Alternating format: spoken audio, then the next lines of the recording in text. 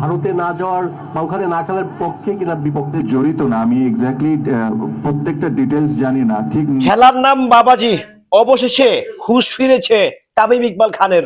রীতিমতো বাংলাদেশ নিয়ে অর্থাৎ বাংলাদেশ ক্রিকেট নিয়ে কথা বলা ছেড়ে দিয়েছে, বুথের মুখে রাম রাম, কথার সুর পাল্টে ফেলেছে। এতদিন যেটা বলে আসছে তার বিপরীতে এখন কাউন্টার দিচ্ছে। উনি বলতেছে জিতু আমি সাথে জড়িত না, আমি এই ব্যাপারে জানি না। তাহলে আপনি কেন বললেন বাংলাদেশকে ভারত গিয়ে খেলা উচিত? হ্যালো এভরিওয়ান, আসসালামু আলাইকুম। শিমুল আছে আপনাদের সঙ্গে। ঠেলা পড়লে, শাল্ডিং পড়লে সব জায়গায় একসাথে পড়ে।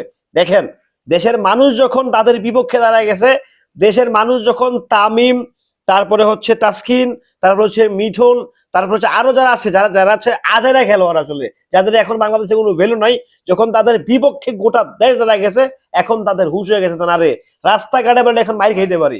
অর্থাৎ মানুষের হয়ে কথা বলতে হবে, পাবলিকের হয়ে কথা বলতে হবে। এই সেন্টিমেন্ট তামিম ইকবাল, আপনার জন্য আমরা নিজেরা কান্না করেছি। যখন আপনি অসুস্থ ছিলেন, যখন আপনি হাসপাতালে ভর্তি ছিলেন, আমরা নিজেরা কান্না করেছি, আমরা নিজেরা আপনার জন্য দোয়া করেছি। বাট এই তামিম ইকবাল আপনি কিভাবে কিভাবে বাংলাদেশকে ভারতের সঙ্গে খেলতে বলতেছেন, ভারত গিয়ে খেলতে বলতেছেন? এখন আবার আপনি সুরটা নরম কেন? কারণটা কি? মানে হাওয়া বুঝে গেছেন নাকি? ছাতা ধরা শুরু করছেন আরেকদিকে গিয়ে? ছাতা কি আরেকদিকে ধরছেন? প্লিজ এগুলো করবেন না। আপনারা তো হাসির পাত্র হইছেনই। আপনাদেরকে নিয়ে যা হচ্ছে, যেটা হচ্ছে, যেভাবে হচ্ছে, এটার জন্য প্রস্তুত ছিলাম না আসলে আমরা নিজেরাও। আমরা আপনাদের ফ্যান তো আমরা। আমরা নিজেরাও আসলে প্রস্তুত ছিলাম না যে আপনাদেরকে এভাবে ক্রিটিসাইজ করে কথা বলতে হবে, আপনাদেরকে এরকম ন্যারো মাইন্ডেড, এরকম চিপ হয়ে কথা বলতে। সিরিয়াসলি ব্রাদার, বিলিভ মি, আমরা প্রস্তুত ছিলাম না। আমরা মানসিকভাবে, শারীরিকভাবে কোনোভাবেই আমরা প্রস্তুত ছিলাম না।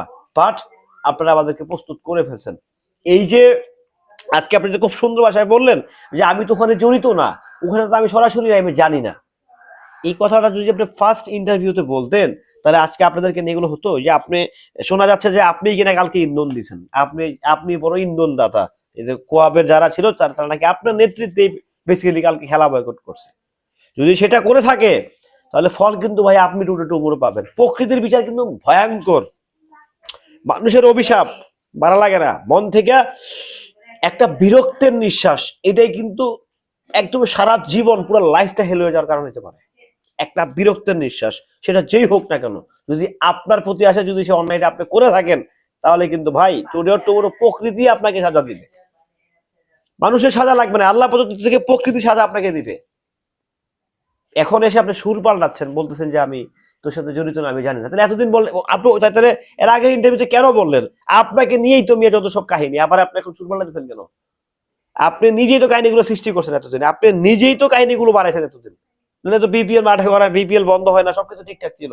আপনার এই নাটকের কারণে তো মানে ভালো ভালো প্লেয়ার গুলো আছে কালার হয়ে গেছে। আবার আজকে এসে আপনি বলতেছেন আমি জানি না কিছু। এগুলো কোনো কথা? পাবলিকের শাল্টিং আসলে খুবই খুবই মানে গুরুত্ব পায়। এই যে শাল্টিং খাইলেন, কথা শুনলেন, এখন আপনারা একদম নম একদম এখন মানে বস করতেছেন এখন জনগণকে। জনগণ কি বোঝেন নাই 5ই আগস্টে? একদম কিন্তু ভাঙ্গিয়া দিছে, কিন্তু একদম কুষ্টি উদ্ধার করে দিছে।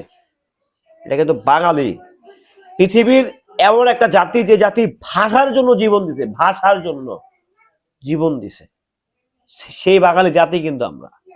আপনি কিন্তু সেই জাতি। So be careful brother. আপনাকে আমরা ভালোবাসি, সেই ভালোবাসার জায়গাটা আপনি রাখেন। নষ্ট তো করে বলেছেন, নতুন করে আবার ভালোবাসার জন্মান, মানুষের হৃদয়ে ঢুকেন। আপনি তামিম ইকবাল যে ইকবাল ছিলেন, সেই ইকবাল হয়ে ঢুকেন। ভালো থাকবেন, সুস্থ থাকবেন। আসসালামু আলাইকুম।